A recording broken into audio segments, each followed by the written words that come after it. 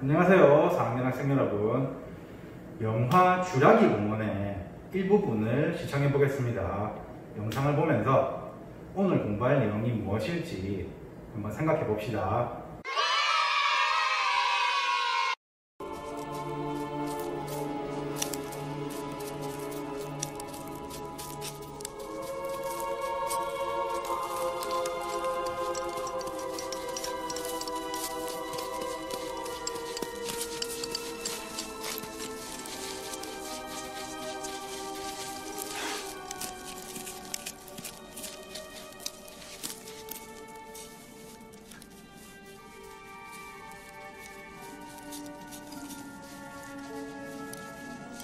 Dr. Grant, Dr. Sattler, we're ready to try again. Take a look.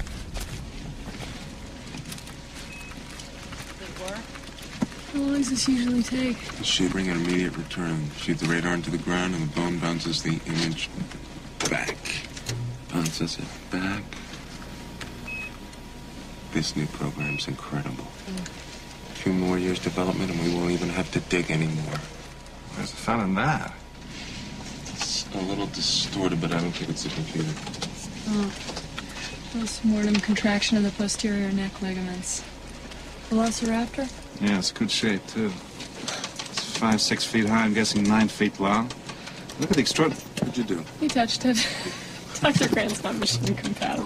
Well, you've got to do it for me. And look at the half-moon-shaped bones on the wrist. It's no wonder these guys learn how to fly. No, seriously. All right. Well, maybe dinosaurs have more in common with present-day birds than they do with reptiles. Look at the pubic bone, turned backward, just like a bird. Look at the vertebrae, full of air sacs and hollows, just like a bird. And even the word raptor means bird of prey. Because Velociraptor's a pack hunter, you see. He uses coordinated attack patterns, and he is out in force today. And he slashes at you with this 6-inch retractable claw, like a razor, on the middle toe. 어떤 장면이 있었나요? 네, 과학자들이 공룡 화석을 발굴하고 있었습니다. 그리고 공룡 화석을 통해서 공룡의 생김새와 생활 모습 등을 추리하는 장면도 나왔어요. 이처럼 과학자들은 화석을 통해서 여러 가지 사실을 알아낸답니다. 그럼 오늘 무슨 공부를 할 것 같나요? 네, 오늘은 화석이 어디에 이용되는지 공부해 보도록 하겠습니다. 과학책 38쪽에 있는 사진을 살펴보겠습니다. 이렇게 4개의 사진이 있죠. 먼저 삼엽충 화석입니다. 삼엽충 화석을 통해서 우리가 무엇을 알 수 있을까요? 삼엽충이 어떻게 생겼는지를 알 수가 있죠. 일단 그리고 삼엽충은 바닷속에서 살았다고 합니다. 그렇다는 것은 삼엽충 화석이 발견된 곳이 과거에는 바닷속이었구나, 이런 것을 우리가 알 수 있습니다. 다음은 산호화석입니다. 산호화석을 통해서는 무엇을 알 수 있을까요? 우선 지금의 산호와 생김새가 비슷하다는 것을 알 수가 있죠. 그럼 여러분, 산호를 어디에 가면 볼 수 있나요? 산호는 주로 따뜻하고 얕은 바다에 가면 있습니다. 그 말은 산호화석이 발견된 곳은 과거에 따뜻하고 얕은 바다였구나 하는 점을 우리가 알 수 있겠습니다. 다음 사진 보겠습니다. 다음은 공룡 발자국 화석입니다. 이것을 통해서 알 수 있는 점은 무엇이 있을까요? 공룡 발자국이 어떻게 생겼는지를 먼저 알 수 있겠죠. 그리고 공룡 발자국이 화석으로 남아있다는 것은 이 지층이 공룡이 살던 시절에 쌓인 것이라는 것을 우리가 추리해 볼 수가 있겠습니다. 다음은 석탄과 석유입니다. 석탄과 석유는 옛날에 살았던 생물이 땅속에 묻힌 후에 시간이 지나면서 변하게 된 것인데요. 생물이 살았던 흔적이 남아있는 것이므로 석탄과 석유도 화석유로 볼 수 있겠습니다. 그런데 석탄과 석유가 어떻게 이용되고 있는지 우리가 잘 알고 있죠. 공장의 연료나 혹은 자동차의 연료로 쓰이고 있습니다. 따라서 우리는 이것을 통해서 화석은 연료로 사용되기도 하는구나 하는 점을 알 수가 있겠습니다. 다음은 고사리와 고사리 화석의 사진입니다.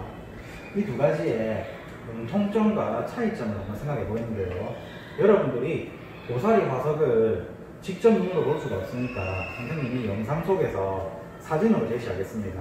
그러면 여러분들이 영상을 일시정지 눌러서 사진을 보면서 공통점과 차이점을 찾아서 실험관찰책 18쪽에 탐구활동 1번에 적어주면 되겠습니다. 선생님이 먼저 한번 살펴보니까 둘 모두 고사리의 잎과 줄기의 생김새를 볼 수 있다는 점이 공통점인 것 같습니다. 그런데 사진 속의 고사리는 잎이 초록색인데 고사리 화석은 갈색 계통으로 되어 있죠. 그래서 색깔이 다르다는 점이 차이점으로 생각이 됩니다.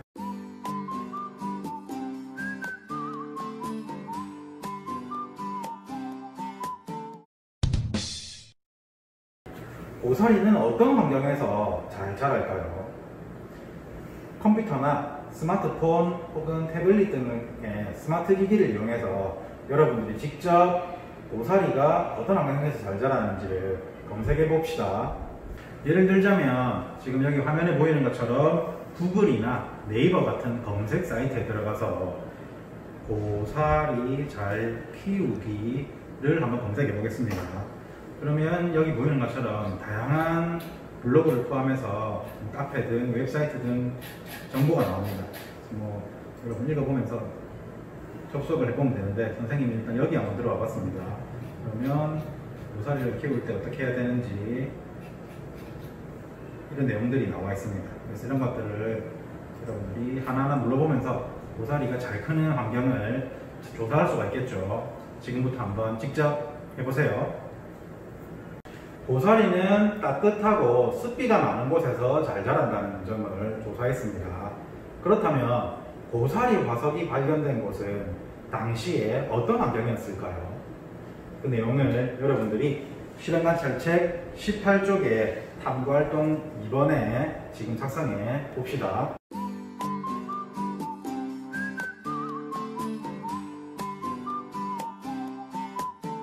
여러분 조개를 어디에 가면 볼 수 있나요? 그렇죠. 바다나 강 또는 호수에 가면 조개를 볼 수가 있습니다. 그런데 어느 지역의 산에서 조개 화석이 발견되었다고 합니다. 그렇다면 화석 속 조개가 살던 당시에는 이곳의 환경이 어땠을까요? 여러분들이 생각한 내용을 실험관찰책 18쪽에 더 생각해 볼까요에 지금 적어 봅시다.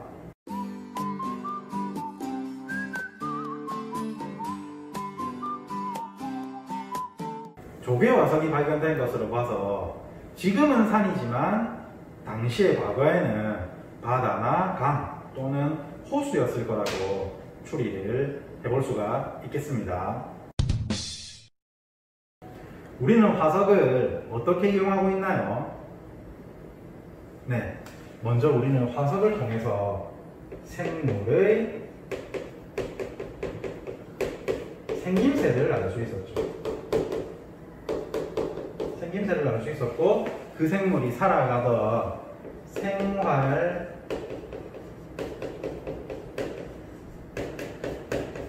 모습도 추리할 수가 있었습니다. 그리고 고사리 화석 같은 그런 것들을 통해서 그 당시의 무엇을 알 수 있었습니까? 당시에 환경이 어떠했는지를 알 수도 있었습니다. 그리고 공룡 발자국 화석이 있는 지층은 공룡이 살았던 시대에 쌓였던 지층이구나 하는 점을 알 수가 있었죠. 그것처럼 화석을 통해서 지층이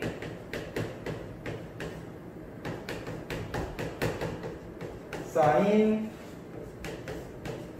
시기를 우리가 알 수도 있습니다. 그리고 석탄이나 석유처럼 화석이 어떻게 이용되기도 합니까? 네, 맞습니다. 화석이 연료로 이용되기도 하죠.